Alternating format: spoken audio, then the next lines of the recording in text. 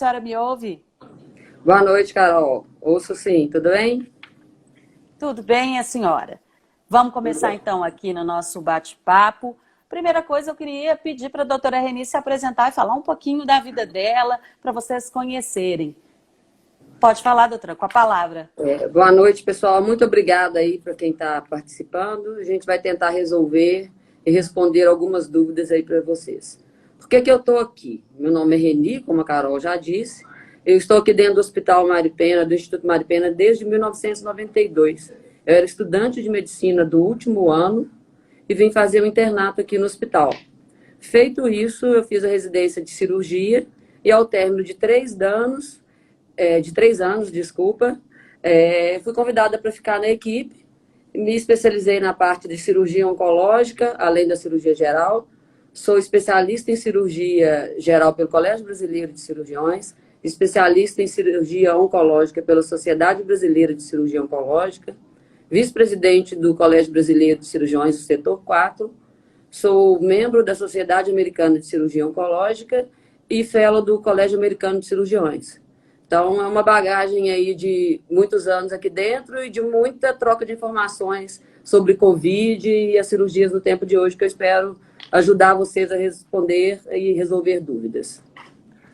Doutora Reni, já temos várias perguntas aqui, então vamos começar, falar um pouquinho. Primeira coisa, só lembrando, o nosso tema de hoje, para você que está entrando aí agora, o nosso tempo é cirurgias em tempo de pandemia. Então, para começar, vamos falar um pouquinho, doutora Reni, sobre o tratamento do câncer. Ele é só cirúrgico? Os meus amigos das outras especialidades que me perdoem. A cirurgia é uma das áreas mais importantes dentro do tratamento. Ele não é só cirúrgico, não. Tem determinados tumores que a gente trata só com radioterapia, tem determinados tumores que a gente trata só com a quimioterapia, com boas respostas. Outros tumores a gente faz associação de quimio e radioterapia, pode ser pré-operatória, ou seja, antes da operação, ou então, às vezes, eu opero, dependendo do resultado, eu mando esse pessoal para poder fazer a quimioterapia adjuvante, que é a pós-operatória. Por que que eu brinco que a cirurgia é importante? Porque, apesar de muitos tumores, a gente não ter uma participação direta, os pacientes vão ser avaliados por nós, ou a gente faz pequenos procedimentos, não uma cirurgia extensa, como a minha especialidade, mas eu implanto um catéter para o paciente fazer a quimioterapia dele, eu faço uma biópsia para definir. Então, é multidisciplinar da parte da medicina e interdisciplinar. Por quê? Eu preciso de um bom fisioterapeuta do meu lado, de uma boa nutricionista, de uma boa terapia ocupacional, para a gente poder realmente garantir o sucesso no tratamento desses pacientes. Doutora Reni, é uma dúvida também que é bem constante. Toda cirurgia oncológica, ela precisa ser realizada nesse período de pandemia? Não, Carol. O que acontece? A gente tem a Sociedade Brasileira de Cirurgia Oncológica e o Colégio Brasileiro de Cirurgiões associados ao Colégio Americano, que nos deram nortes para a gente poder definir. Os pacientes, eles têm que ter em mente o seguinte: o Covid, ele vai acabar. A pandemia coronavírus vai acabar, mas o câncer não. A gente não pode interromper tratamentos que já estão em andamento, sejam eles de quimioterapia ou de rádio. Quimioterapia e rádio, igual eu falei anteriormente, que a gente faz e depois precisa de operar esse paciente, que tem o time correto para a gente garantir um melhor resultado. Eu não posso propor uma quimioterapia, uma rádio, porque está na pandemia, não vou operar. Esse paciente perde toda a ação do tratamento. Então, a gente tem que selecionar caso a caso e escolher muito bem como vamos fazer. E tem alguns tipos de tumores que a gente chama que são os mais, aspas, bonzinhos, que esses sim a gente pode aguardar. Determinados cânceres de pele, os carcinomas basocelulares que são menos agressivos, determinados sarcomas que são menos agressivos, diferentes de sarcomas de alto grau, que a gente não pode perder esse tempo. Um outro tumor de pele que é muito frequente aqui no país, que é o melanoma. Então, a gente realmente tem que ter esse cuidado e proporcionar ao paciente as opções de tratamento para que ele siga o que ele deseja fazer, mas nós, enquanto instituição que trata câncer, a gente tem que seguir os guidelines muito seguros, explicar isso claramente para os pacientes, para a gente operar nesse momento o paciente correto. Por que eu chamo isso? Não adianta eu fazer uma cirurgia desnecessária e expor esse paciente ao Covid, mas eu não posso deixar passar. Então vamos esclarecer isso um pouco melhor, de uma forma mais clara, doutora Reni. Quais as cirurgias que elas devem permanecer, elas precisam ser mantidas, elas não devem ser canceladas, e quais aquelas, né, que podem ser remarcadas? Muito bem. Na parte da cirurgia oncológica, que é a minha especialidade, é uma grande área, vou citar um exemplo. As mulheres, neoplasias mamárias de alto grau de invasão, ou que eles fizeram quimioterapia neoadjuvante, a gente tem que seguir. Neoplasias mais agressivas de colo uterino, a gente tem que seguir. Algumas neoplasias de pele, como eu falei, melanoma, que dão em mulher e dão em homem.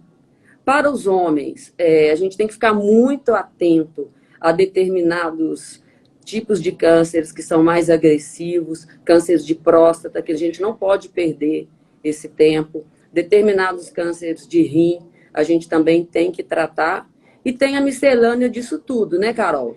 Porque tem câncer de homem e tem câncer de mulher. E tem alguns que tem a gente vai falar já sobre isso. Tá certo. E o que é que eu posso suspender? Os cânceres menos agressivos, algumas cirurgias benignas, como hérnia, colecistectomia, que é a retirada da vesícula por cálculo, que não tem nenhuma inflamação. Cirurgias plásticas são formalmente contraindicadas nesse momento da pandemia. Doutora Reni, só uma pausa aqui para continuar as perguntas. Eu estou vendo aqui várias pessoas entrando. Não sei se a senhora está conseguindo ver daí, mas várias pessoas falando que já foram operados, passaram por cirurgias com a senhora, agradecendo. Familiares aqui, muita gente agradecendo o carinho e atenção da senhora. E agradecendo também por esse momento que é muito importante, porque eles já passaram por esses momentos e tem várias outras pessoas que estão aí com muito medo de enfrentar, né, encarar uma cirurgia nesse momento de pandemia, e eles estão aqui dando uma força para quem está passando por essa situação. Obrigada, pessoal, pela participação. Continuem mandando as perguntas, mandando essas coisas boas para quem está passando por esse momento.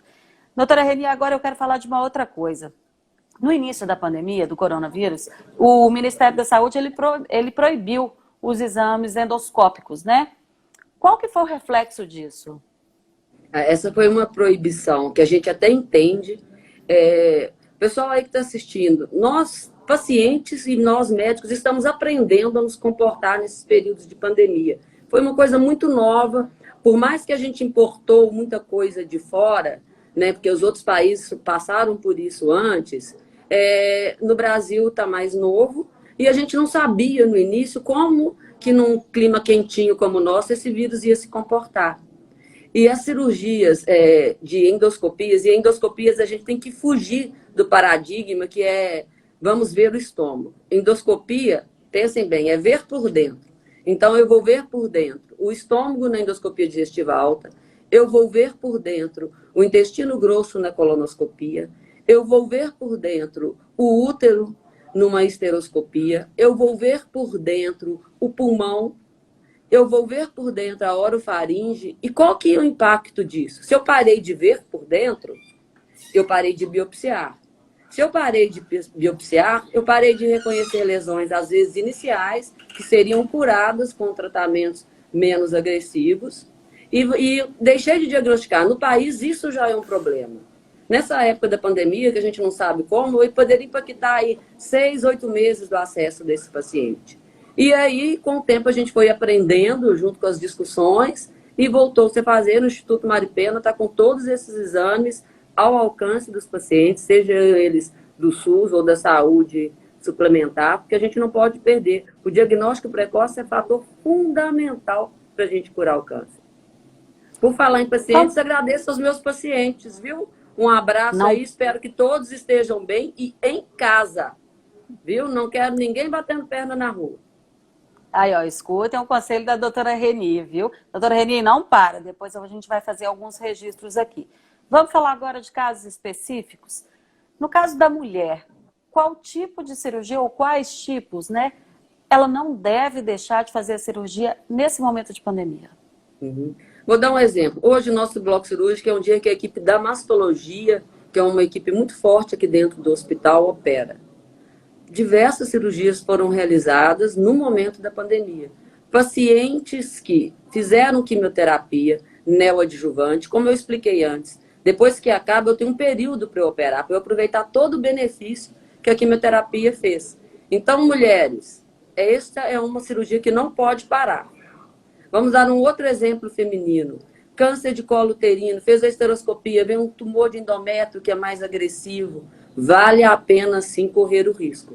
O câncer não para, a pandemia vai acabar. Agora, o recado que eu dou para homens e mulheres, tudo tem que ser discutido com os especialistas. É um câncer de cabeça e pescoço? Vai discutir com a cabeça e pescoço. É um câncer de mama? Com a mastologista. Pesar prós e contras da intervenção nesse momento. Vamos falar agora, doutora Reni, um pouquinho sobre os homens.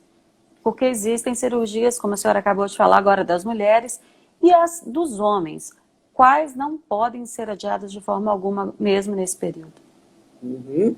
Vamos, câncer de próstata, tem alguns tumores que são mais agressivos. Hoje também a gente fez umas 4 retiradas de próstata dentro do bloco cirúrgico do hospital, porque a gente não pode perder o time dessa doença. São tumores agressivos que podem dar metástase, da mesma forma que o da mama, apesar da gente estar falando de uma próstata, que é um órgão da mulher, mas mama e próstata dão muitas metástases para o fígado, para os ossos, para os pulmões. Então, quando o cirurgião, nesse momento de pandemia, indica uma cirurgia e explica para o paciente, ele está sendo muito criterioso nisso. Olha, o nosso objetivo, apesar do risco da pandemia, o nosso hospital tem todas as proteções, a gente vai falar sobre isso. Alguém também já perguntou, que eu vi aqui. E nós vamos preservar a segurança desse paciente. E a gente não pode perder esse time dele sair curado. Eu estou aqui há 27 anos, como eu falei no início, né? A primeira paciente que eu operei na minha vida depois da minha residência, ela vem aqui até hoje. Ela já está de alta, critérios de cura. Mas ela vem me contar que casou, que teve filho, tratei da mãe. Então, é muito bacana essas coisas. A gente quer garantir isso para os nossos pacientes aqui do Instituto.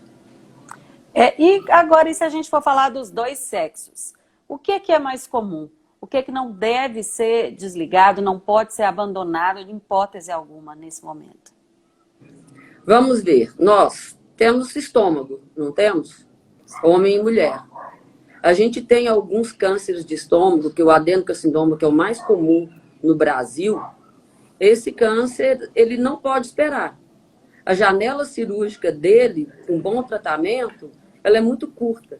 Então, eu tenho que operar esse paciente mais precoce e vamos, sim, seja homem ou seja mulher, pensando sempre, gente, tem indicação cirúrgica e tem estado clínico do paciente. O paciente tem que estar bem. O COVID, ele não mudou essa interface. Quando a gente propõe uma cirurgia para o paciente, a gente acha, sim, que depois que fez toda a avaliação, todo o estadiamento, toda a tomografia, tem condições, o cardiologista ou clínico liberou e a gente quer fazer isso, quer operá-lo para ele ficar bom. Outro comum, homem e mulher, câncer de intestino. Então, às vezes, principalmente aqui no Brasil, o acesso à colonoscopia é muito complicado e os pacientes, quando já estão em tratamento conosco, muitas vezes chegam com lesões mais adiantadas, estão com obstrução intestinal. A gente tem sim que tirar esse paciente desse quadro, operar e, se possível, curá-lo. Pacientes, não fiquem com medo. Conversam sempre com os médicos de todas as especialidades. Eles sim que vão ser os norteadores do tratamento e do tempo que vocês podem esperar ou não. Confie no seu médico. É uma mensagem que eu gostaria assim, que ficasse muito na cabecinha aí de quem está conversando bem. Tá certo. Bom, para quem está chegando agora, tem muita gente entrando, doutora Reni. Eu só vou dar uma recapitulada aqui. Meu nome é Carolina, eu sou jornalista aqui do Instituto Mário Pena e eu estou conversando agora com a doutora Reni, que ela é gerente médica e diretora técnica do Hospital Luxemburgo, e nós estamos falando sobre cirurgias em tempos de pandemia. Vamos para mais uma pergunta, doutora Reni. A gente sabe que os idosos, eles são mais suscetíveis à cirurgia, né? Isso é um dado comprovado aí, um estudo comprovado. O que a senhora tem a dizer para eles? Concordo, Carol, isso aí está aprovado na literatura. Mas nós temos que entender também que a questão do idoso mudou muito. Quando eu era residente, um paciente de 60 anos, ele era um idoso que muitas vezes não aguentava o tratamento. O ano passado, em dezembro, eu operei um paciente de 94 anos. E ele virou para mim na mesa de cirurgia: Ô, doutora, a senhora torce para qual time? Eu falei: no momento eu estou numa fase atleticana. Eu sou cruzeirense, se a senhora me matar, eu vou puxar a sua perna todo dia. Ele vai fazer 1 ano de operado em dezembro, teve uns 15 dias aqui agradecido. Então, assim, o idoso a gente tem que tratar com cuidado. Os cânceres, principalmente os da minha área que eu trato, que são cânceres do aparelho digestivo, cânceres de pele, sarcomas, eles são mais comuns nos idosos, mas idade não é critério para a gente realmente, não, tá idoso e não vai. Tem muito idoso aí que está serelepe melhor do que muito jovenzinho, a gente sabe disso. Eu, antes da pandemia, gosto de correr, tem gente lá do meu grupo de corrida que é mais velho que eu como poeira todas as corridas. Então, assim, a gente tem que ter cuidado com o idoso, tem, além do habitual nesse momento, porque conhecimento público mundial, o Covid tem maior sensibilidade para os pulmões dos nossos idosos.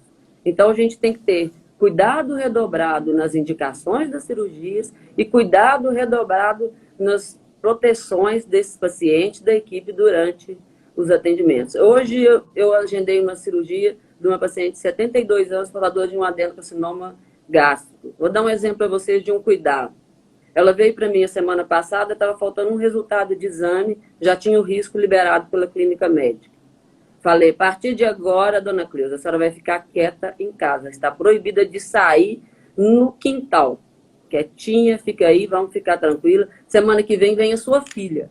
Eu vou ver o exame que está faltando, que era uma endoscopia, desculpa, é uma tomografia. Se realmente a ideia for nós continuarmos com a cirurgia, eu vou marcar. Hoje veio a filha, já tinha explicado para ela antes tudo, e vamos operá-la na outra semana para o período de 14 dias de um isolamento mais efetivo. Olha só, doutora Reni, já tem pergunta aqui chegando. Olha, essa daqui. A pessoa não se identificou, mas quais as medidas e cuidados adotados pelo Instituto Mário Pena para aqueles pacientes que precisam fazer a cirurgia nesse momento? Os pacientes, espero que tenha alguns meus que estão aqui me vendo e que estão vindo aqui ao hospital, viram que muita coisa mudou. Um paciente que consultou comigo há 2 meses e estava fazendo exames, fazendo coisa, eu estava em quimioterapia neoadjuvante e voltou a consultar comigo, viu que o hospital se preocupou, sim. Então, hoje, o hospital, nas áreas de entrada dos pacientes, a gente faz uma triagem. Essa triagem, eu preciso falar com vocês, ela é estendida também para os colaboradores. Eu chego aqui todo dia de manhã, eles medem minha temperatura, perguntam se eu estou com febre, se eu estou com sintoma gripal. Essas perguntas são dirigidas para os pacientes e acompanhantes. Hoje já é regra nacional e estadual do uso de máscaras. Um ou outro que porventura tenha se distraído e venha sem máscara, nós estamos colocando máscaras nesses pacientes. A gente separou os fluxos de ambulatório, de exames, entrada de consultas eletivas. Os pronto-atendimentos foram separados também para evitar a exposição desses pacientes. Eu sei que deve ter alguns aí perguntando, a senhora está falando que está fazendo isso tudo, mas outro dia estava cheio de gente na porta do hospital. Estava assim. Agora, gente, a gente precisa de lembrar uma coisa. Um paciente pode consultar comigo 8 horas da manhã de uma quarta-feira. A minha turminha aí sabe que quarta-feira é sagrado. Quarta-feira é o meu dia de atendê-los aqui no Instituto. E ele consulta comigo 8, 9 horas e veio do interior que só 2, 3, 4 horas da tarde a ambulância retorna. Então, causa essa aglomeração aí, porque o paciente não tem para onde ir. E o hospital não tem como colocá-lo. Isso aí é muito delicado, a gente orienta, procura afastar um do outro. E tem o caminho inverso também. Tem um paciente que vai consultar 2 horas da tarde ou entrar na cadeira de quimioterapia 2 horas da tarde, mas a prefeitura mandou ele numa ambulância que chegou aqui 7 horas da manhã.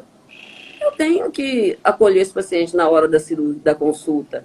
ou na hora da radioterapia ou da hora da quimioterapia, mas ele vai ficar aqui esperando. A gente tem reforçado isso, a gente tem ampliado, os pacientes estão vendo que as cadeiras estão isoladas, a gente pede para que a paciente ficar mais sentadinha, os acompanhantes mais à distância.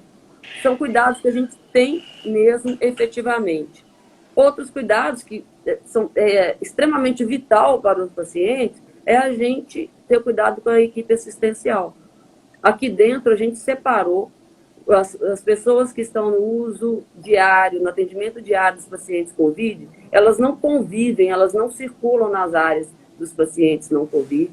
E quando eu falo não convivem, não convivem mesmo. As pessoas que estão nessas áreas, na nossa terapia intensiva COVID, na nossa unidade de internação COVID, elas perderam até aquele horário de almoço com um colega que é de outra enfermaria. Porque a gente tem que garantir que não haja cruzamento de pacientes infectados com os pacientes saudáveis. E circula no ar. São cuidados assim que a gente tem que ter com muita acurácia.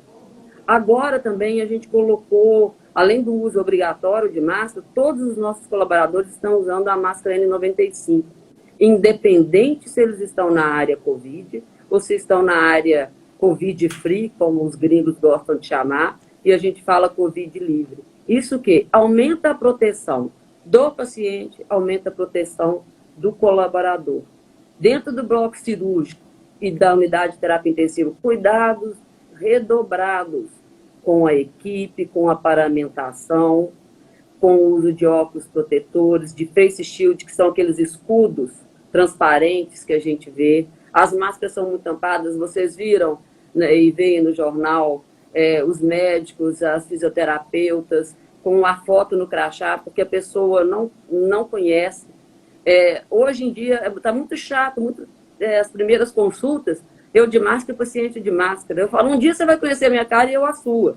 Mas assim, a gente tem que mudar. Lavar a mão, eu que já sou obsessiva, compulsiva, agora é mais ainda. Acabo com a raça dos meus residentes. Lavar a mão, lavar a mão, lavar a mão, lavar a mão. São cuidados que a gente tem que ter com a gente e com o paciente. O paciente veio aqui porque ele confiou na gente. Pois é, doutora Reni, a gente tem que falar também para os pacientes, foi bom a senhora falar sobre isso, por quê? Muitos pacientes, alguns pacientes estavam deixando de vir aqui há algum tempo, né, com medo dessa fase, dessa pandemia. Eu queria que a senhora falasse um pouquinho sobre o cuidado que nós temos com o paciente que vai fazer a cirurgia um pouco antes, 2 dias antes. O que é feito? Qual que é o processo de, vamos falar, um processo também de triagem, né, doutora Reni? É um processo de triagem. Tudo que a gente fez até o momento da cirurgia, bacana. O que o Colégio Brasileiro, há umas 3 semanas, fez uma live também com um colega nosso brasileiro que mora na França e trabalha no hospital com perfil oncológico igual o nosso. E eles lá elaboraram um questionário para ser feito com esse paciente. Os pacientes aqui meus que já foram operados já sabem disso. 2 dias antes da cirurgia, a gente liga confirmando para eles. Sua cirurgia com a doutora Reni vai acontecer, hoje é quarta, vai acontecer na sexta, 7 horas. O senhor está certo disso? Estou, perfeito.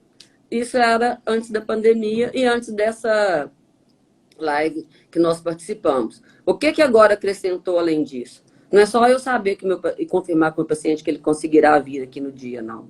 Além dos cuidados de antes da triagem aqui, a gente pergunta, o senhor teve febre ou a senhora teve febre depois da última consulta? Sentiu algum sintoma de gripe, nariz escorrendo, dor de cabeça, perdeu o paladar para comida, perdeu o cheiro para comida, o cheiro para uma flor? Porque isso são sintomas indiretos que nos fazem pensar ou num quadro gripal, que pode ser isso mesmo, simples, que vai causar o adiamento da cirurgia, ou dependendo das informações que ele fala, eu tive febre, doutor, além disso tudo. Ou eu tive esses sintomas todos, mas eu sempre tive gripe, eu nunca perdi o odor, eu sempre conseguia cheirar a comida, cheirar uma flor, sentir o gosto da comida, e agora não. Isso libera um alerta para a gente orienta esse paciente a procurar um médico e esse procedimento é automaticamente bloqueado. No dia da cirurgia, esse cuidado é todo feito novamente. Nós vamos perguntar, 2 dias atrás você estava bem? E nesses 2 dias, saiu de casa? resolveu visitar algum paciente que estava. A gente sabe, e o brasileiro ele é muito afetivo. O isolamento está sendo muito triste para nós. Por que a Alemanha está altos casos de sucesso depois que organizou as coisas? Eles são mais frios, são mais distantes. Nós gostamos de abraçar, visitar. Está doente, com uma gripe, vai uma maratona da família, uma gripe que não tem nada. Então, é muito difícil isso. Então, no momento da cirurgia, a gente pergunta de novo. Mudou alguma coisa? Se esse paciente falar assim, nossa, estava bem até aquele dia, mas ontem eu tive uma febre, achei que não era nada, medi de novo, a febre continuou, o meu olho começou a arder, a minha boca começou a ficar ruim, parei de sentir o gosto, ele vai automaticamente para o nosso pronto atendimento, a gente faz a triagem, colhe os exames, interna se for caso de internação, ou orienta e vamos acompanhar, e essa cirurgia vai ser feita no momento adequado. Vamos falar agora um pouquinho de cirurgia benigna, doutora Reni. Muitas vezes as pessoas não entendem, né, a remarcação de uma cirurgia nesse momento. Eu queria que a senhora me falasse um pouquinho do bloqueio desse procedimento, quando ele acontece, né, e quais são o porquê disso. Vamos exemplificar isso para quem está aí nos vendo. Carol, essa pergunta também é excelente. Eu fico feliz de poder responder e esclarecer para todo mundo isso. Porque no primeiro momento, quando foi cancelada as cirurgias benignas, foi aquele ó estadual, né? Vou esquecer, eu sou aqui de Minas, sou mineiro, uai. E aí agora? A gente sabe que tem pacientes que estão com guias autorizadas para uma hérnia, por uma vesícula, por uma varize, que não entendiam isso e ficaram com medo de perder as autorizações do convênio. Por que a gente precisou, na realidade, a gente seguiu uma orientação do Ministério da Saúde, da Secretaria Estadual de Minas Gerais, da Secretaria Municipal e as próprias operadoras. A gente não sabia como a pandemia ia se desenvolver no Brasil. E o Brasil tem um caso extremamente peculiar, né? Tem um colega meu que fala, eu parei de ver jornal porque é só morte e gente internada. Mas o país separou muito isso. E a gente precisava de fazer o quê? Garantir leito para os nossos pacientes. Então, uma cirurgia de hérnia, ela pode aguardar um pouquinho para ser feita. É óbvio, se a gente passa isso para os pacientes. Começou a doer, volta aqui para a gente ver, porque às vezes mudou, não é uma eletiva. Mas a gente precisava de fazer isso para quê? O sistema de saúde precisava de se organizar. O que é organizar? Abrir leitos para os pacientes que precisam. Aqui no nosso hospital, a gente construiu uma ala nova, com 39 leitos apenas para o Covid, para a gente tirar esse paciente do Covid, que a gente sabe que precisa de atender, sejam os pacientes nossos oncológicos, como atendendo a pedido da Secretaria Municipal de Saúde. A gente abriu uma ala de terapia intensiva, exclusiva, separada para o Covid. E eu falei com vocês, né, gente? O câncer não parou, o Covid não curou as doenças do câncer. Só que a gente tinha que acertar. Depois disso, tudo acertado, voltou-se a abrir.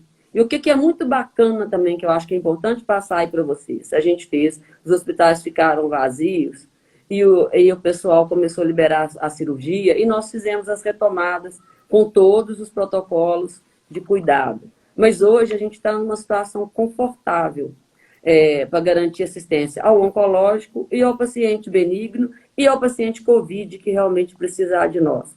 É muito bacana a gente pensar nisso, porque Belo Horizonte, o Gustavo Cata é chique, é muito Paris. Belo Horizonte se organizou muito. Mas Minas, a cidade que eu nasci, não tem hospital. Vai ter CTI lá? Não, para onde que ele vai? Ele vem para Belo Horizonte e vai para Barbacena, que são os eixos. Então, assim, isso foi uma preocupação do Estado, inclusive, de garantir o acesso. A gente viu pacientes saindo do Rio de Janeiro, cidade, para ir para Volta Redonda. A gente quer o contrário aqui em Minas. Que o paciente lá de Capela Nova, onde eu nasci, venha para Belo Horizonte, porque lá não tem que ter mesmo. A gente não pode botar um CTI, uma terapia intensiva, em cada cidade pequena. E tem que ter gente preparada para isso. Aqui nós temos equipes capacitadas e treinadas.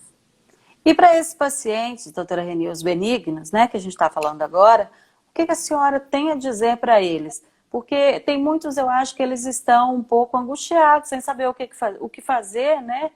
Quanto tempo esperar, se deve esperar ou não. O que a senhora aconselha? Olha, pessoal, a primeira coisa é o seguinte, ficou em dúvida, está ansioso, marque uma consulta de novo com o seu médico, explique o motivo, porque o motivo dessa ansiedade pode ser estou esperando, esperando, esperando, ou pode ser uma hérnia que começou a doer, pode ser uma vesícula que estava com o cálculo lá quietinho, mas que começou a doer. Então é hora da gente retomar isso.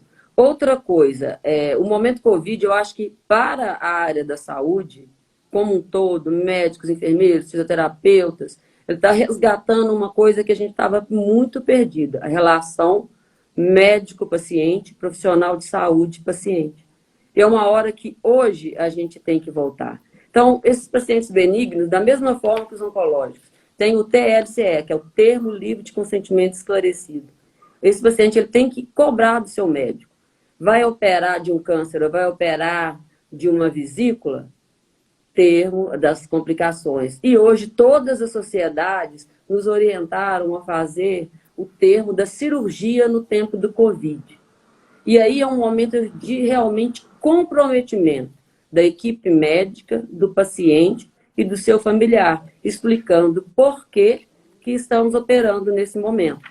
Então, é muito bacana que resgatou isso que estava muito perdido. E os pacientes têm que perguntar, viu, gente? Tem que perguntar e sair tranquilos. Aqui no Instituto eu falo, se não sair tranquilo, achar que tem dúvida, vai lá na ouvidoria, faça uma reclamação que a gente puxa a orelha do médico que estava com pressa. É isso mesmo, é bom frisar isso, viu, doutora Reni? Que todo mundo aqui, nós estamos trabalhando com total segurança. Então, o paciente ele pode vir tranquilamente fazer o seu procedimento. Caso a nossa equipe ela perceba algum tipo de... que pode ter algum risco, né, doutora Reni? Ela já falou isso no decorrer da live. Eu estou falando isso porque pode ser que tenha alguém que tenha chegado agora. Esse paciente ele é orientado antes mesmo do processo cirúrgico para ele nem chegar a vir ao hospital e correr algum tipo de risco. Agora está chegando aqui primeiro, doutora Reni, eu quero ler um agradecimento aqui. Olha, uma pessoa que está aqui nos assistindo falou: sou grata, doutora Reni, pela cirurgia do meu pai.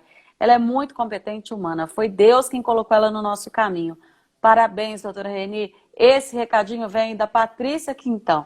É tão bom a gente receber esse tipo de retorno, né, doutora Reni? Ô, Patrícia, fico muito feliz. E que o seu Oswaldão esteja aí comendo pão de queijo direto aí na casa, aquela que ele queria ir embora, viu? Muito obrigada. Aí, ó, tá vendo? Tá vendo para quem tá conhecendo aí a doutora Reni por aqui, não me conhece como pessoalmente, como eu conheço, tá vendo? Ela logo reconheceu, já sabe quem é o paciente, o caso que é. E, doutora Reni, chuva de corações aqui para a senhora, é só elogios.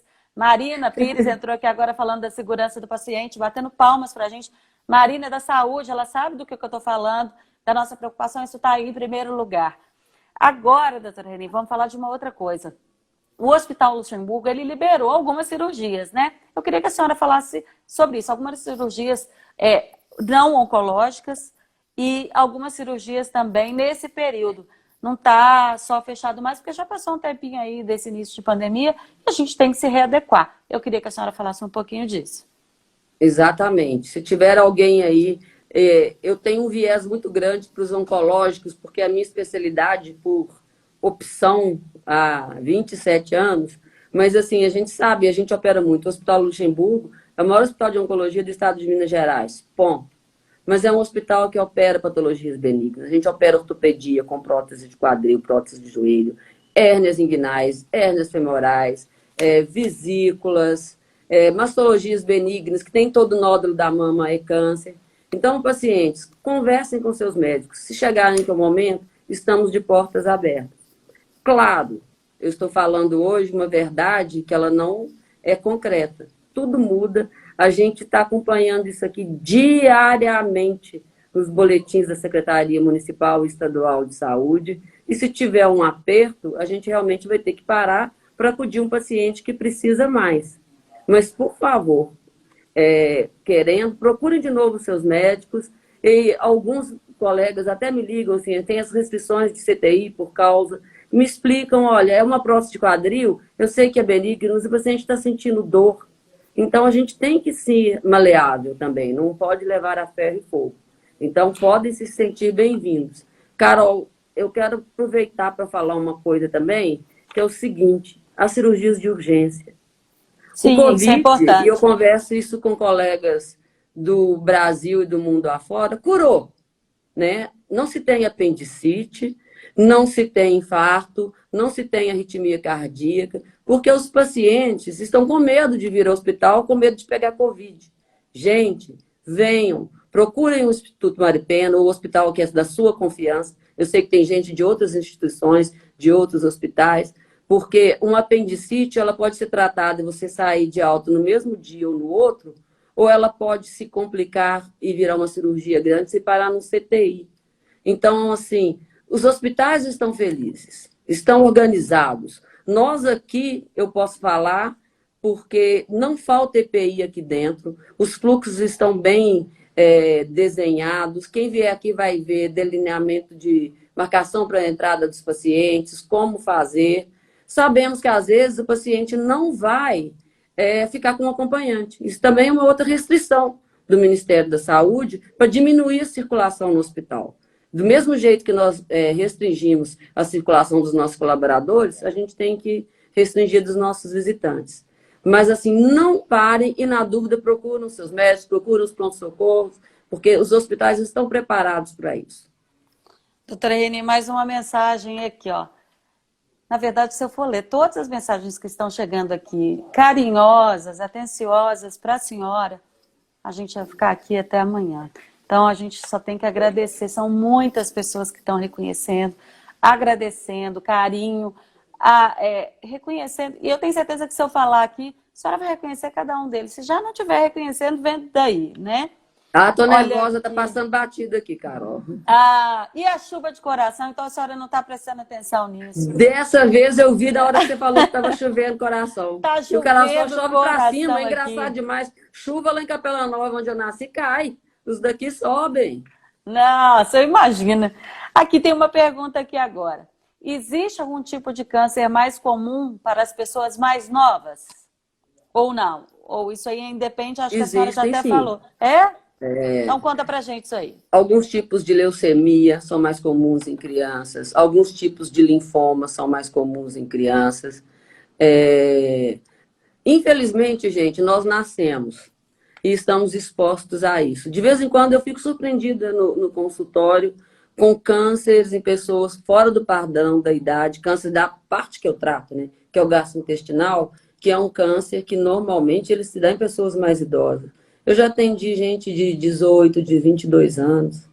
Então, a gente tem que realmente garantir um acesso para a saúde da população, uma pesquisa, uns médicos bem formados e bem treinados para poder orientar e tratar desses pacientes. Câncer tem cura sim. Eu estou aqui, eu sou prova disso, contei diversos casos, e alguns aí, que a Carol está mais tranquila do que eu, porque veio, né, do meio, tá lendo aí as mensagens. Depois me contem, Carol. Vou te contar, pode ficar tranquila. Tem uma aqui que chegou agora, doutora Reni, falando: meu jardineiro foi detectado com câncer na bexiga, mas ele me disse que vai passar só por uma raspagem, que não tem câncer mais. Como é que é isso para a pessoa que está... Existe isso? Como é que é isso? A senhora pode falar da sua especialidade ou é muito específico assim? Não, eu consigo responder sim. E essa é mais uma daquela hora que você me perguntou. Homem e mulher têm bexiga, né?